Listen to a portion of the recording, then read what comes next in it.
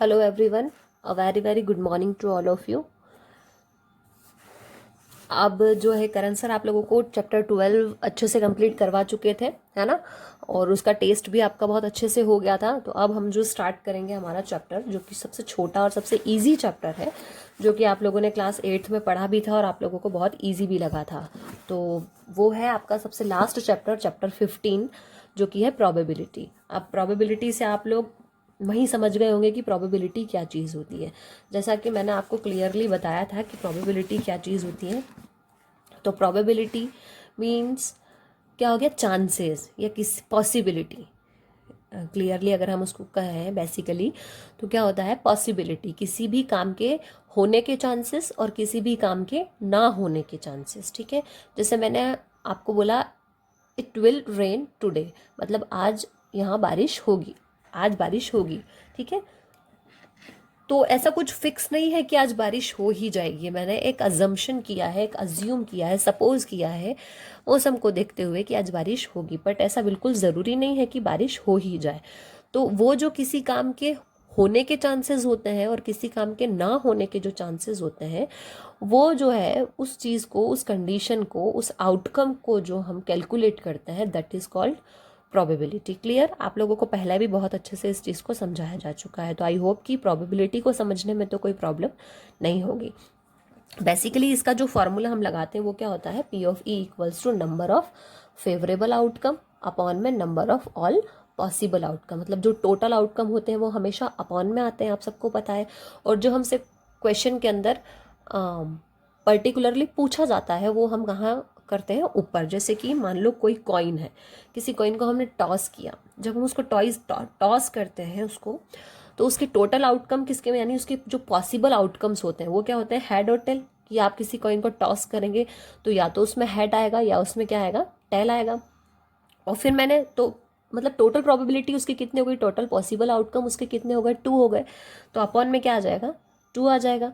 अब मैंने अगर आपसे पर्टिकुलरली पूछा कि उसमें हेड आने की प्रोबेबिलिटी आपको फाइंड करनी है, तो अगर किसी कॉइन को टॉस करते हैं तो उसमें अगर हेड आएगा तो उसकी 1 ही होगी ना प्रोबेबिलिटी। तो इसलिए क्या आ जाएगा, हेड कितनी बार हो, हेड तो कितना है, 1 ही है, इसलिए न्यूमरेटर में 1 आ जाएगा और अपॉन में टोटल पॉसिबल आउटकम आ जाएंगे, यानी 1/2 उसकी प्रोबेबिलिटी हो जाएगी। क्लियर, उसी हिसाब से अगर 2 कॉइन्स को टॉस किया, इस टाइप के क्वेश्चन हम लोग ने ऑलरेडी किए हैं। ठीक है, इस मान लीजिए सपोज करिए हमने 2 कॉइन्स को टॉस किया, तो उसमें टोटल जो पॉसिबल आउटकम्स होते हैं वो 4 होते हैं। क्यों, क्योंकि हेड हेड या तो दोनों कॉइन्स पे साथ में टॉस करते हैं तो हेड हेड आ सकता है, या तो टेल टेल आ सकता है, या फिर एक पे हेड दूसरे पे टेल, और या फिर पहले पे हेड और दूसरे पे टेल, या फिर टेल और हेड दोनों में से कुछ भी आ सकता है। ठीक है, तो अगर मैंने आपसे पर्टिकुलरली इसमें पूछा कि हेड और टेल आने की प्रोबेबिलिटी फाइंड करिए, तो टोटल 1 2 3 4 पॉसिबल आउटकम से तो 4 आ जाएगा अपॉन में। अब मैंने आपसे बोला हेड और टेल आने की प्रोबेबिलिटी फाइंड करिए, तो हेड और टेल आने की प्रोबेबिलिटी तो आपको 2 में नजर आ रही है, यहाँ पर भी हेड और टेल आ रहा है और यहाँ पर भी हेड और टेल आ रहा है। तो ये कितना हो जाएगा, 2/4। इसको कट करेंगे तो कितना आ जाएगा, 1/2। बाई चांस यहाँ पे मैं पूछ लेती कि खाली टेल, दोनों पे टेल टेल आने की प्रोबेबिलिटी फाइंड करिए, तो फिर ये आता, दोनों पे टेल आने की प्रोबेबिलिटी तो ये हो रही थी, तो फिर वो आउटकम कितना आ जाता है, आपका आंसर कितना आ जाता है, 1/4 आ जाता है। क्लियर, उसी तरीके से डाइस का एग्जाम्पल लेते हैं। डाइस मान लो थ्रो किया हमने, तो डाइस में टोटल नंबर कितने होते हैं, है ना, 1 2 3 4 5 और 6 होते हैं। तो टोटल प्रोबेबिलिटी तो उसकी 6 हो जाएगी। अब मैंने बाई चांस पूछ लिया कि इसके अंदर ऑड नंबर आने की प्रोबेबिलिटी फाइंड करिए, तो ऑड नंबर 1 आता है, 3 आता है, 5 आता है। तो 3 आ गया, 3/6 हो गया, कट किया तो 1/2। इस हिसाब से सारी प्रोबेबिलिटी से रिलेटेड चीज़ें मैंने आपको बताई थी।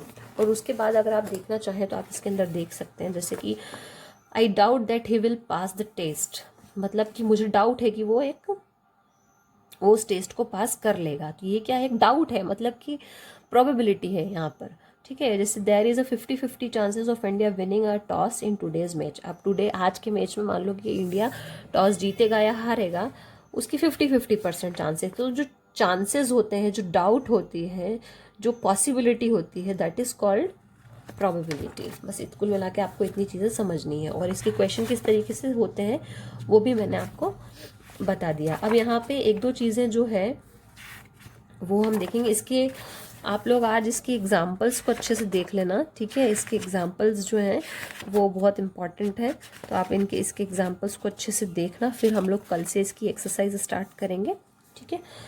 और एक मोस्ट इंपॉर्टेंट चीज़ जो कि आपके ऑब्जेक्टिव्स में आती है, ये जो कि है the probability of an event lies between 0 and 1। Probability always lies between 0 and 1। Probability जो होती है वो हमेशा 0 और 1 के बीच में होती है। क्यों? जब भी आपने देखा प्रोबेबिलिटी का, जब भी हम प्रोबेबिलिटी फाइंड करते हैं तो हमेशा अपॉन में आंसर आते हैं। 1 से बड़ा आंसर कभी नहीं आएगा, और 0 से छोटा आंसर यानी माइनस में आंसर भी प्रोबेबिलिटी का कभी नहीं आता है। तो probability always lie between 0 and 1, इसको आप हमेशा ध्यान रखना, ठीक है। अब यहाँ पर एक चीज़ और मैं आपको कुछ चीज़ें बता रही हूँ, जैसे कि आपकी मान लो श्योर इवेंट की बात करते हैं। किसकी बात करते हैं? श्योर इवेंट की। मतलब किसी भी काम के होने के जब क्या हो, 100% चांसेस हो किसी भी काम के होने के, तो वो क्या होता है? Sure event. किसी भी काम के होने के 100% चांसेस हो, जैसे कि हाँ ये काम हमारा हो ही जाएगा, इसको हम बोलते हैं या तो श्योर इवेंट या फिर पॉसिबल इवेंट, ठीक है। और इसकी प्रोबेबिलिटी कितनी होती है? 1 होती है। इसकी प्रोबेबिलिटी कितनी होती है? 1 होती है। दूसरा ही वैसे ही होता है, इसको सर्टन इवेंट भी बोल सकते हैं आप, है ना। Certain event, sure event, possible event, ये एक ही चीज़ है। और जहाँ बारी आ जाती है इम्पॉसिबल इवेंट की, मतलब कि 0% चांस होते हैं और उसकी प्रोबेबिलिटी भी कितनी होती है? 0 होती है। क्लियर है? तो ये कुछ चीज़ें हैं जिनको आप ध्यान रखना, और के पास वो इंट्रोडक्शन को अच्छे से पढ़ना और एग्जाम्पल्स को अच्छे से पढ़ना, ठीक है। प्रोबेबिलिटी है कोई बहुत बड़ी चीज़ नहीं है, बहुत इजी चीज़ है, और ये चैप्टर भी आपका बहुत इजी है।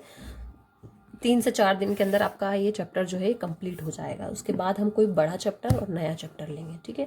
तब तक बस 2-3 दिन में ये चैप्टर कंप्लीट हो जाएगा, तो इसको हम पहले कंप्लीट करेंगे, उसके बाद हम बाकी के चैप्टर्स को कंप्लीट करेंगे। तो आई होप कि पिछले जितने भी क्वेश्चंस हैं, टेस्ट हैं, सब आपने अच्छे से कर लिए होंगे। इसको भी आप अच्छे से कर लेना, फिर कल से हम इसकी एक्सरसाइज स्टार्ट करेंगे, ठीक है। Okay, thank you.